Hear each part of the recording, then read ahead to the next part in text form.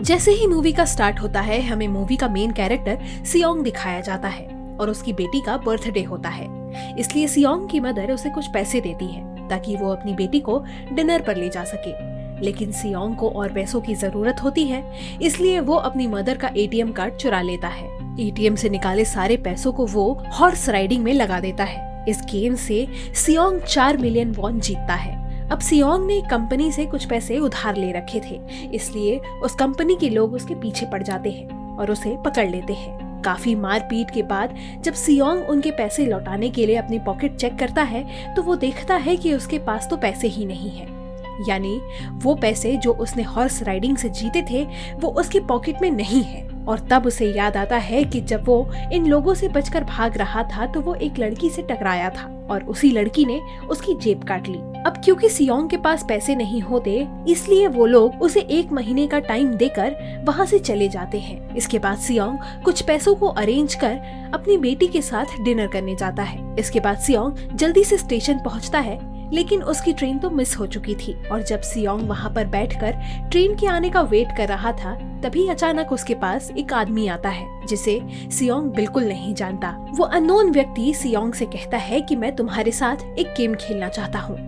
वो सियोंग को कहता है कि अगर तुम इस गेम में जीत गए तो मैं तुम्हें 1 लाख वॉन दूंगा। तब इतने सारे पैसों का सुनकर सियोंग गेम खेलने के लिए राजी हो जाता है। इसके बाद सियोंग काफी मार खाने के बाद गेम जीत भी जाता है, यानी वो 1 लाख वॉन हासिल कर चुका था। इसके बाद वो अननोन पर्सन सियोंग को एक कार्ड देता है और कहता है कि अगर तुम और पैसे जीतना चाहते हो तो इस कार्ड पर जो नंबर लिखा हुआ है उस पर कांटेक्ट करना। इसके बाद सियोंग अपने घर जाता है। उसकी मदर उसे कहती है कि तुम्हारी बेटी अगले साल अपने स्टेप फादर के साथ यूएस शिफ्ट होने वाली है। यहाँ पर हमें पता चलता है कि सियोंग का डाइवोर्स हो चुका है और उसकी वाइफ ने दूसरी शादी कर ली है। लेकिन सियोंग कभी भी ये नहीं चाहता था कि उसकी बेटी उससे दूर हो जाए, लेकिन उसे वापस अपनी बेटी की कस्टडी हासिल करने के लिए बहुत सारे पैसे चाहिए, तो इसलिए सियोंग उस कार्ड वाले नंबर पर कॉल कर देता है। इसके बाद सियोंग को एक गाड़ी में ले जाया जाता है जहाँ पर और भी लोग थे, लेकिन फिर सभी को बेहोश कर दिया जाता है।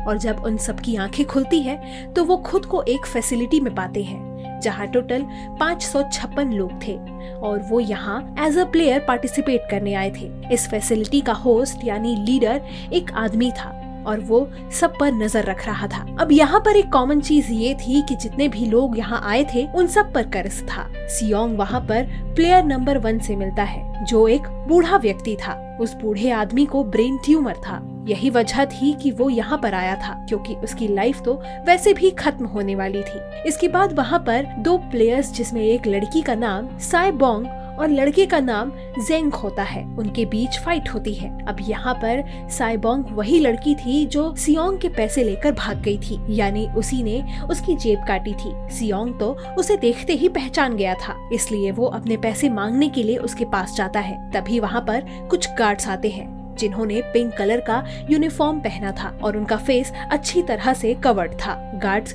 उन सभी प्लेयर्स को बताते हैं कि तुम्हें यहाँ पर टोटल 6 गेम्स खेलने होंगे और जो गेम का विनर होगा उसे बहुत सारे पैसे मिलेंगे। इसके बाद इन सब से एक कॉन्ट्रैक्ट पर साइन करवाया जाता है जिसके 3 मेन रूल्स थे। पहला रूल ये था कि प्लेयर अपनी मर्जी से गेम को छोड़कर नहीं जा सकते। दूसरा रूल ये था कि जो भी प्लेयर खेलने से मना करेगा उसे एलिमिनेट कर दिया जाएगा और उनके मुताबिक एलिमिनेट का मतलब क्या होता है ये हमें आगे पता चलेगा। गेम का तीसरा रूल था कि अगर मेजॉरिटी इस गेम को खेलना नहीं चाहती तो वो इस गेम को छोड़कर जा सकते हैं। इसके बाद उन सबको गेम के लिए ले जाया जाता है। अब यहाँ पर सियोंग अपने क्लासमेट से भी मिलता है जिसे वो बचपन से जानता था। सियोंग उसे वहाँ पर देखकर काफी हैरान होता है क्योंकि वो तो बिजनेस के लिए आउट ऑफ टाउन चला गया था। अब पहले गेम के लिए सभी को एक प्लेग्राउंड में ले जाया जाता है। यहाँ एक बड़ी सी डॉल थी और इस गेम का रूल काफी सिंपल था। डॉल जब भी गाना गाएगी उन सबको आगे बढ़ना है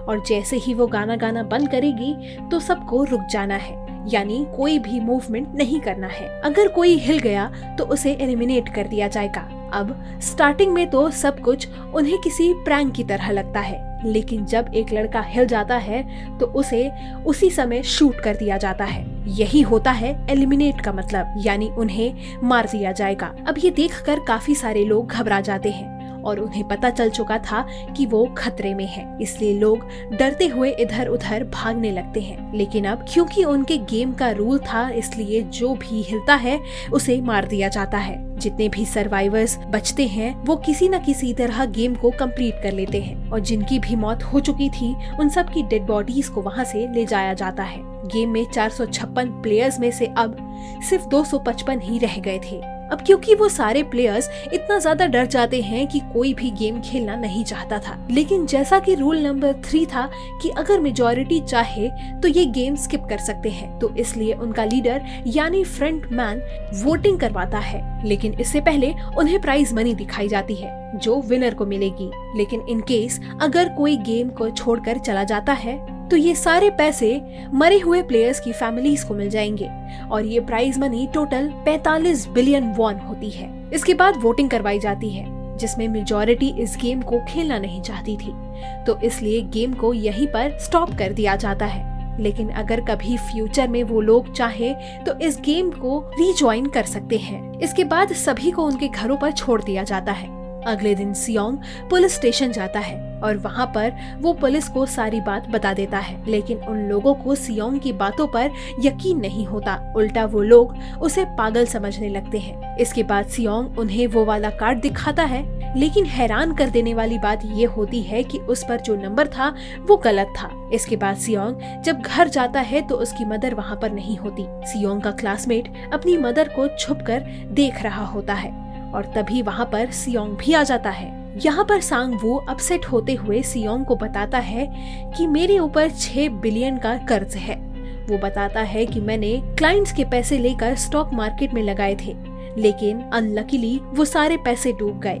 और तभी सियोंग के पास हॉस्पिटल से कॉल आता है। सियोंग की मदर का पाँव काफी इंजर्ड था, लेकिन डायबिटीज का ट्रीटमेंट न होने की वजह से उनकी चोट और ज्यादा बढ़ गई थी। तब डॉक्टर सियोंग को बताते हैं कि तुम्हारी मदर का ट्रीटमेंट हो सकता है, लेकिन इसके लिए हमें इनका पाँव काटना होगा। इस ऑपरेशन में बहुत सारे पैसे लगने वाले थे। जाहिर सी बात है कि सियोंग के पास इतने पैसे नहीं होते। उसने तो अपनी मदर के इंश्योरेंस के पैसे भी उड़ा दिए थे। इसलिए सियोंग पैसे मांगने के लिए अपनी वाइफ के पास जाता है, लेकिन उसकी वाइफ उसे पैसे देने से इनकार कर देती है। फिर उसकी वाइफ अपने हस्बैंड से बताती है कि सियोंग आया था पैसे मांगने के लिए, और तभी उसका हस्बैंड सियोंग को पैसे देने आता है। साथ साथ उसे ये भी कहता है कि मेरी फैमिली से दूर रहो।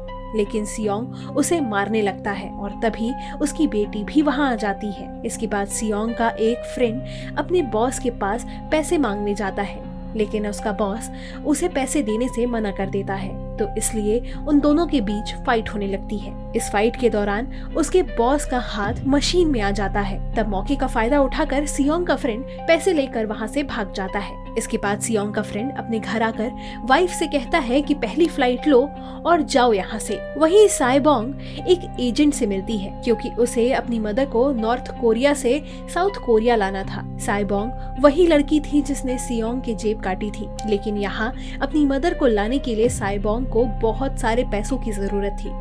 अब साइबोंग का एक छोटा भाई भी होता है जिसने उससे प्रॉमिस किया था कि वो अपनी मदर को जरूर लेकर आएगी। इसके बाद हमें एक ऑफिसर दिखाया जाता है और इस ऑफिसर का भाई कुछ टाइम से मिसिंग था, इसलिए वो ऑफिसर अपने भाई के घर जाता है। यहाँ उसे पता चलता है कि उसका भाई तो पिछले कुछ दिनों से अपने घर पर नहीं आया, और जब वो ऑफिसर घर को चेक कर रहा होता है तो वहाँ पर उसे एक कार्ड मिलता है, और इस ऑफिसर ने सेम ऐसा ही कार्ड पुलिस स्टेशन में सियोंग के पास भी देखा था। तो इसलिए वो ऑफिसर सियोंग के पास जाकर उसे इस बारे में पूछता है, लेकिन सियोंग उसे कुछ नहीं बताता। इसके बाद सियोंग अपने घर जाता है तो उसे कार्ड दोबारा मिल जाता है। वहाँ पर अब सियोंग डिसाइड करता है कि वो दोबारा इस गेम को ज्वाइन करेगा, इसलिए सभी प्लेयर्स को एक शिप के पास ले जाया जाता है। इधर वो ऑफिसर भी गाड़ियों का पीछा करते हुए उस शिप तक पहुँच जाता है। वो एक गार्ड को मारकर उसे पानी में फेंक देता है। इसके बाद उन सभी प्लेयर्स को एक आइलैंड पर मौजूद फैसिलिटी में लाया जाता है। अब यहाँ पर उन सभी को जरा भी अंदाजा नहीं था कि अगला गेम कौन सा होगा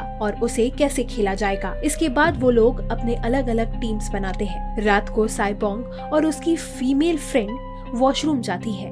यहाँ पर साइबोंग गार्ड की नजरों से बचते हुए उस फैसिलिटी को एक्सप्लोर करने लगती है। तभी वो देखती है कि गार्ड्स बड़े बड़े बर्तनों में कुछ बना रहे हैं, लेकिन अब क्योंकि गार्ड्स को शक हो जाता है तो वो गार्ड वॉशरूम को चेक करने के लिए आता है, लेकिन तब तक साइबोंग भी वापस आ चुकी थी। इसके बाद साइबोंग अपनी फीमेल फ्रेंड को सारी बात बता देती है, लेकिन यहाँ पर सांग वू उन दोनों की बातें सुन लेता है और वो इस बारे में साइबोंग से पूछता है, जिस पर साइबोंग बताती है कि वो बड़े बड़े बर्तनों में कुछ पका रहे थे। इसके बाद उन सभी प्लेयर्स को प्लेग्राउंड में ले जाया जाता है, जहाँ उनके सामने 4 शेप थे। 4 शेप्स में से किसी एक को चूज करना था। अब यहाँ पर सांग वू को पता चलता है कि गेम क्या है और क्या करना है। सांग वू सियोंग को बता देता है कि सबको अलग अलग शेप्स को चुनना है। इसके बाद सभी को एक छोटा सा बर्तन दिया जाता है जिसमें कि शेप्स बनी होती हैं। गेम ये होती है कि उन्हें किसी तरह इस शेप को बाहर निकालना है बगैर डैमेज किए, लेकिन अगर शेप जरा सी भी खराब हो जाती है तो उन्हें एलिमिनेट कर दिया जाएगा, यानी मार दिया जाएगा। अब यहाँ पर सांग वू तो आसानी से शेप को निकाल लेता है, लेकिन सियोंग इतना ज्यादा घबरा जाता है कि उसकी हालत खराब होने लगती है। लेकिन फिर वो किसी न किसी तरह करके इस गेम को भी जीत लेता है। इसके बाद इन सब को वापस रूम में लाया जाता है। अब यहाँ पर 187 प्लेयर्स वापस आए थे, जिनमें से सिर्फ 108 ही रह गए थे। इसके बाद उन सबको खाने के लिए लाया जाता है, लेकिन खाने की वजह से हांग की एक लड़के से फाइट हो जाती है, जहां पर हांग उस लड़के को इतना ज्यादा मारता है कि वो मौके पर ही मर जाता है। इधर हम देखते हैं कि उन प्लेयर्स में से एक डॉक्टर होता है जो गार्ड्स के साथ मिलकर मरे हुए लोगों की ऑर्गन निकालकर उन्हें चाइनीज को बेचने का काम करता है। इसलिए जब भी डेड बॉडीज को ले जाया जाता है तो वो डेड बॉडीज को गायब कर लेते हैं, क्योंकि ये सब कुछ एक प्लान के अकॉर्डिंग चल रहा था, क्योंकि ये सब कुछ फ्रंट मैन से छुपाकर किया जा रहा था। यही वजह थी कि कंट्रोल रूम में भी उन्होंने अपना एक आदमी बिठाया हुआ था जो उन लोगों के सारे वीडियो फुटेजेस डिलीट कर देता था, और गार्ड्स तो डॉक्टर को गेम के बारे में पहले ही बता देते थे ताकि वो सरवाइव कर सके। यहाँ पर एक गार्ड उसी डॉक्टर को बता देता है कि आज हमने प्लेयर्स को जानबूझकर खाना कम दिया है ताकि वो आपस में लड़ने लगे, जिससे होगा ये कि सारे कमजोर प्लेयर्स गेम से आउट हो जाएंगे। साथ ही गार्ड्स डॉक्टर को अपने अगले गेम के बारे में बता देते हैं। अब 30 मिनट के बाद वहाँ पर लाइट्स ऑफ होने वाली थी। अब यहाँ पर सांग वू को पता था कि सियोंग की टीम जरूर कोई उल्टा काम करेगी, इसलिए वो उस टीम को अपने पास बुलाकर उन्हें रिलैक्स रहने के लिए कहता है। उधर वो जो डॉक्टर प्लेयर होता है वो हांग की टीम में शामिल हो जाता है। यहाँ पर डॉक्टर हांग को बता देता है कि अगला गेम क्या होने वाला है। इसके बाद लाइट्स ऑफ हो जाती है और हांग अपनी टीम के साथ मिलकर बाकी सभी को मारने लगता है। हांग एक लड़की को मारकर साइबोंग को मारने जाता है, लेकिन तभी सियोंग उसे बचा लेता है। इसके बाद गार्ड्स वहां पर आकर उन सभी को रोक लेते हैं और अब टोटल 80 लोग रह गए थे। इसके बाद इन सभी को तीसरे गेम के लिए ले जाया जाता है और यहाँ पर उन्हें 10-10 प्लेयर्स की एक टीम बनाने के लिए कहा जाता है, और वो लोग ऐसा ही करते हैं, अपनी अपनी टीम बना लेते हैं। अब क्योंकि हांग को अगले गेम के बारे में पहले ही पता होता है, इसलिए वो साइबोंग की फीमेल फ्रेंड को अपनी टीम में नहीं रखता और वो अपनी टीम में सिर्फ मर्दों को ही रखता है। इसके बाद सांग वू भी अपनी टीम बना लेता है। अब क्योंकि उन्हें एक प्लेयर की जरूरत थी तो वो इसलिए साइबोंग की फीमेल फ्रेंड उनकी टीम में शामिल हो जाती है, और ये गेम असल में टग ऑफ वॉर होता है, यानी उन्हें अपने सामने वाली टीम को नीचे गिराना था। इसके बाद गेम स्टार्ट हो जाती है और हांग की टीम बड़ी आसानी से इस गेम को जीत लेती है। इसके बाद बारी होती है सांग वू की टीम की। तब प्लेयर नंबर 1 यानी वो बूढ़ा आदमी कहता है कि मैंने अपनी जिंदगी में बहुत सारे टग ऑफ वॉर्स खेले हैं, इसलिए वो इन सबको गाइड करता है कि इस गेम को कैसे जीतना है। तो इसीलिए वो लोग किसी न किसी तरह करके इस गेम को जीत जाते हैं। फिर दिखाया जाता है कि 30 मिनट के बाद दोबारा से लाइट्स ऑफ हो जाएंगी, जिस पर सांग वू सबको कहता है कि रेडी रहना। तो इसलिए वो डिसाइड करते हैं कि एक एक करके हम पहरा देंगे। अब हांग की टीम में एक से बढ़कर एक चालाक प्लेयर्स थे, इसलिए हांग को डर होता है कि कहीं उसकी टीम उसे ही साइड पर न लगा दे, यानी उसे ही अपने रास्ते से न हटा दे।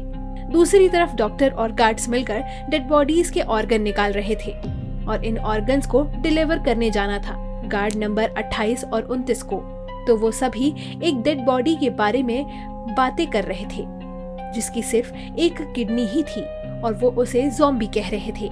अब यहाँ पर जो गार्ड नंबर 29 था जिसे वो ऑर्गन डिलीवर करने जाना था, वो कोई और नहीं बल्कि वो ऑफिसर था जो गार्ड के भेष में वहाँ पर आया था। और ये सब बातें सुनकर उसे शक होता है कि शायद ये लोग मेरे भाई की बात कर रहे हैं, क्योंकि उसकी भी सिर्फ एक ही किडनी थी। इसके बाद वो ऑफिसर ऑर्गन को डिलीवर करने के लिए चले जाता है। रास्ते में वो ऑफिसर नोटिस करता है कि टेबल में तो बॉम्ब लगा हुआ है। तब नंबर 28 उसे बताता है कि जब हम यहाँ से बाहर निकलेंगे तो उस जगह को ब्लास्ट कर दिया जाएगा। अब वो यहाँ पर ऑफिसर नंबर 28 से और इन्फॉर्मेशन लेने की कोशिश करता है, इसलिए नंबर 28 को उस पर डाउट होने लगता है। इसलिए वो उस ऑफिसर को अपना फेस दिखाने के लिए कहता है। अब यहाँ पर वो ऑफिसर अपना फेस भी दिखा देता है, साथ साथ वो 28 नंबर पर गन पॉइंट कर देता है और एक किडनी वाले आदमी के बारे में पूछता है जिसे वो लोग ज़ॉम्बी कह रहे थे, जिस पर वो नंबर 28 उससे कहता है कि वो तो एक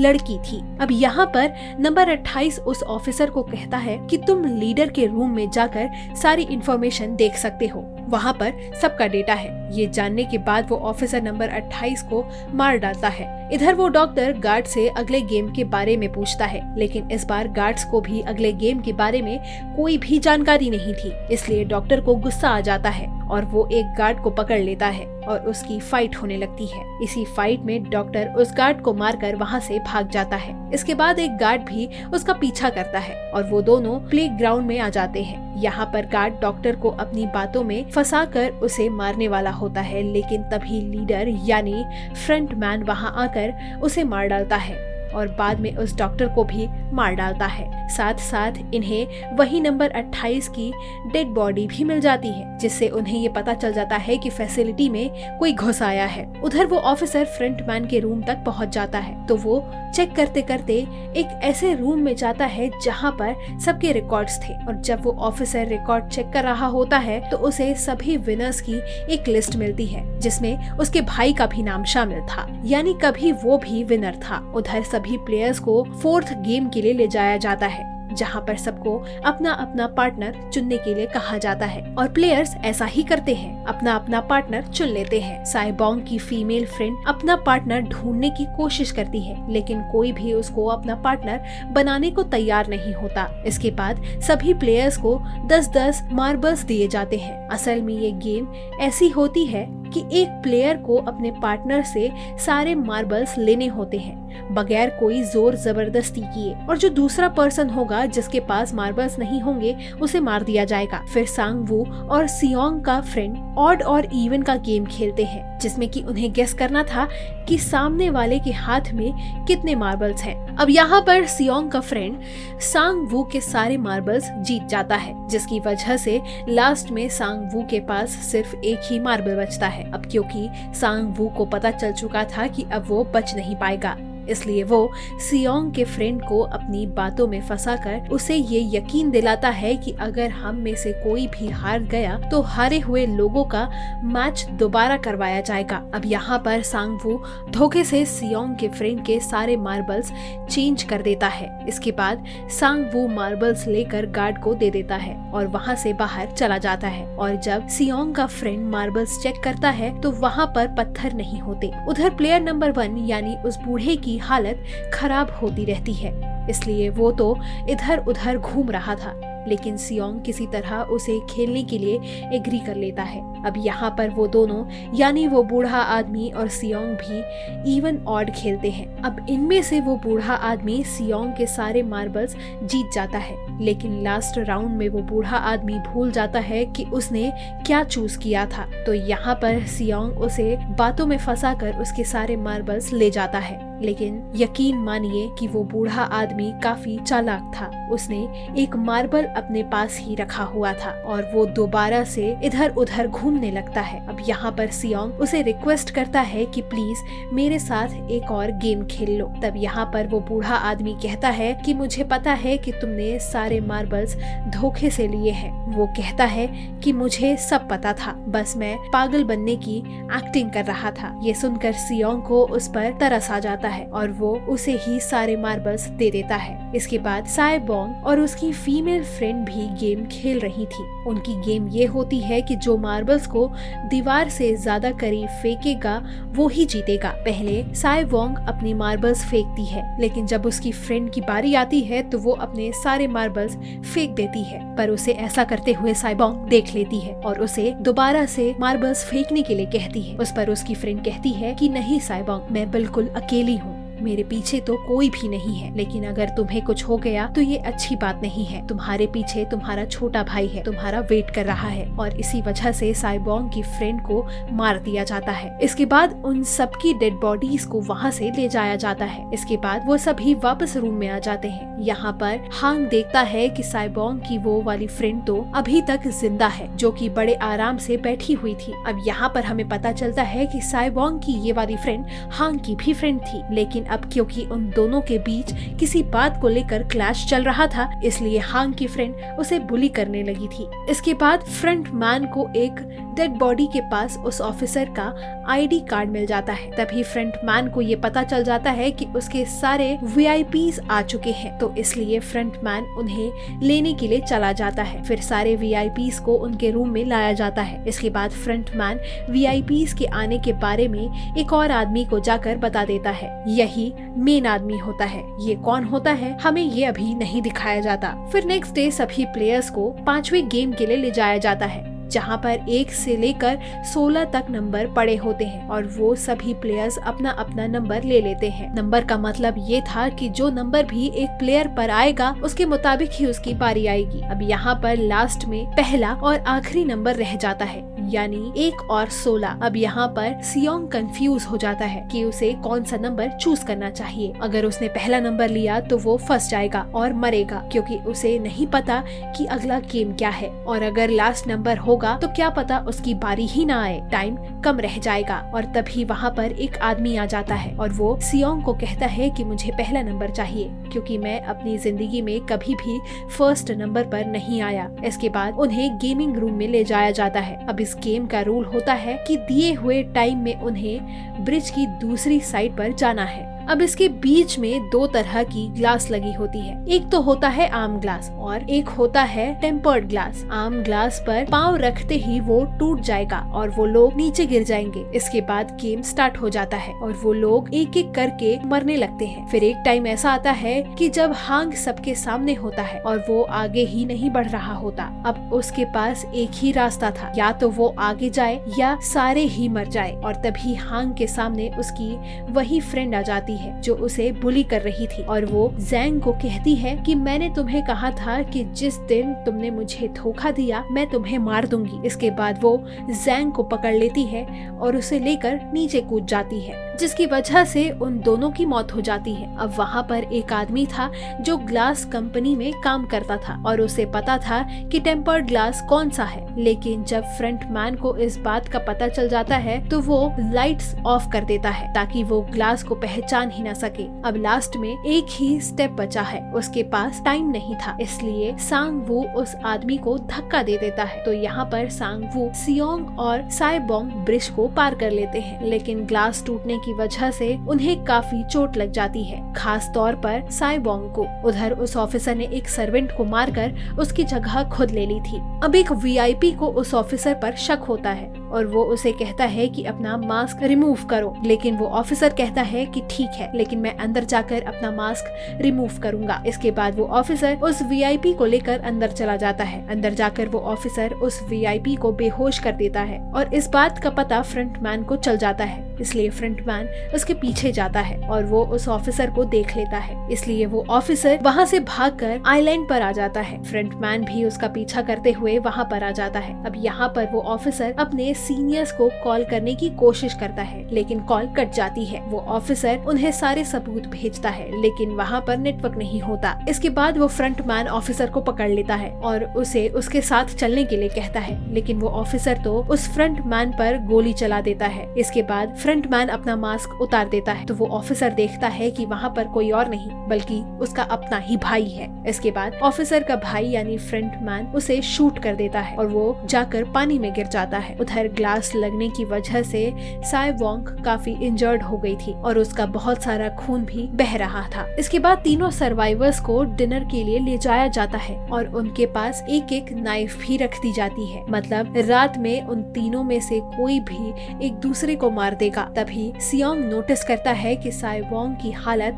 काफी खराब है, इसलिए वो साई वोंग को कहता है कि फिक्र मत करो, हम दोनों साथ हैं और इस गेम में हम दोनों मिलकर सांग वू को हरा देंगे। इसके बाद हम दोनों यहाँ से बाहर निकल जाएंगे और पैसों को आधा आधा डिवाइड कर लेंगे। साई वोंग उसे बताती है कि मेरा एक छोटा भाई है जिसे मैं ऑर्फनेज में छोड़ कर आई हूँ और अगर हम दोनों में से कोई भी जिंदा बचकर बाहर जाएगा तो उसे उन दोनों की फैमिलीज का ख्याल रखना होगा। अब साई वोंग की हालत काफी खराब थी, उसे डॉक्टर की जरूरत थी, इसलिए सियोंग कोई मदद लेने जाता है, लेकिन जब तक वो वापस आता तब तक सांग वू साई वोंग को मार चुका था। फिर नेक्स्ट डे उन दोनों को आखिरी गेम के लिए ले जाया जाता है। गेम का रूल बड़ा ही सिंपल था कि मार दो या मर जाओ और इस गेम का नाम होता है स्क्विड गेम। इसके बाद गेम स्टार्ट हो जाती है और उन दोनों के बीच काफी फाइट होती है, लेकिन लास्ट में सांग वू की हालत खराब होने लगती है। तभी सियोंग कहता है कि मैं इस गेम को रोकना चाहता हूँ और तभी सियोंग सांग वू को उसके साथ चलने के लिए कहता है, लेकिन सांग वू तो अपने आप को ही मार डालता है, जिसकी वजह से सियोंग गेम जीत जाता है। फिर फ्रंटमैन सियोंग को कहता है कि तुम बहुत अच्छा खेले, लेकिन मुझे इसकी उम्मीद नहीं थी। इसके बाद सियोंग को उसके घर पर छोड़ दिया जाता है और उसके पास एक एटीएम कार्ड भी था और जब सियोंग उस एटीएम कार्ड को जाकर चेक करता है तो वो देखता है कि सारा पैसा उसके अकाउंट में भेज दिया गया है। इसके बाद सियोंग अपने घर जाता है, लेकिन तब तक उसकी मदर की डेथ हो चुकी थी। इसके बाद हमें 1 साल के बाद का सीन दिखाया जाता है, जहाँ पर हम देखते हैं कि सियोंग की हालत काफी खराब हो गई है, यानी वो अब काफी नशा करने लगा है और उसने अब तक उन पैसों को हाथ तक नहीं लगाया था। एक दिन एक फूल बेचने वाली औरत सियोंग के पास आती है और वो उसे सेम वैसा ही कार्ड देती है जिसमें एक एड्रेस लिखा हुआ था और फिर सियोंग उस एड्रेस पर जाता है, जहाँ पर उसे पता चलता है कि ये सारा किया धरा किसी और का नहीं बल्कि उस बूढ़े का है, प्लेयर नंबर 1 का, और वो अभी तक जिंदा है। यहाँ पर वो बूढ़ा आदमी सियोंग को बताता है कि मैं अपनी लाइफ से बोर हो चुका था और ये सारा गेम मैंने अपने क्लाइंट्स के साथ मिलकर बनाया ताकि मैं लोगों को मरता हुआ देखकर एंजॉय कर सकूं। लेकिन हाँ, हमने कभी भी किसी को मजबूर नहीं किया था ऐसा करने के लिए और मैंने गेम में इसलिए पार्टिसिपेट किया क्योंकि गेम देखने से ज्यादा उसे खेलने में मजा आता है। वो कहता है कि जो पैसे तुम्हारे पास हैं वो मेरे ही हैं और ये कहते ही उस बूढ़े आदमी की मौत हो जाती है। इसके बाद सियोंग साई वोंग के छोटे भाई के पास जाता है और उसे लेकर वो जाता है सांग वू की मदर के पास और वो सांग वू की मदर को कहता है कि इस बच्चे का ख्याल रखिएगा। साथ साथ वो उन्हें एक बैग भी देता है जिसमें बहुत सारे पैसे होते हैं। इसके बाद सियोंग उस स्टेशन पर जाता है जहाँ पर उसे वही अननोन पर्सन मिलता है जो कि उसे मूवी के स्टार्ट में भी मिला था। यहाँ पर सियोंग उसका पीछा भी करता है, लेकिन तब तक वो भाग चुका था। फिर सियोंग उस कार्ड के नंबर पर कॉल करता है और पूछता है कि तुम लोग कौन हो और लोगों के साथ ऐसा क्यों करते हो, क्यों खेल रहे हो लोगों की जिंदगी से। लेकिन आगे से उसे रिस्पॉन्स आता है कि सियोंग, अगर तुम्हें जिंदा बचना है तो प्लेन में चढ़ जाओ, और इसी के साथ मूवी यहीं पर एंड हो जाती है। तो आप सबको ये मूवी कैसी लगी हमें कमेंट सेक्शन में जरूर बताइएगा।